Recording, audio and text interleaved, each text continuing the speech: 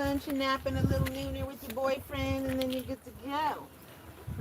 Or swim. That's what my ex used to call it. Want a nooner? Except lunch, nap, and a nooner. Well, lunch, a nooner, and a nap. That's it. We'll swim, we'll run. Yeah, we'll swim to get up the appetite.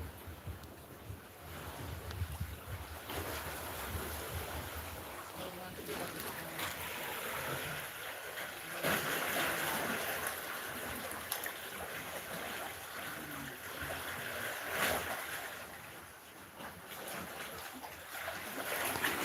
Married? I was never married.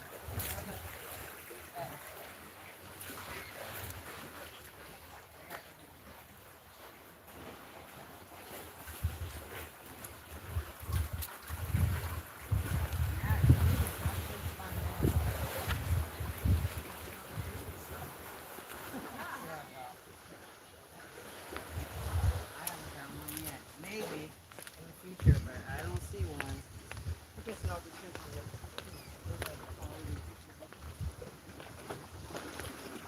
I haven't seen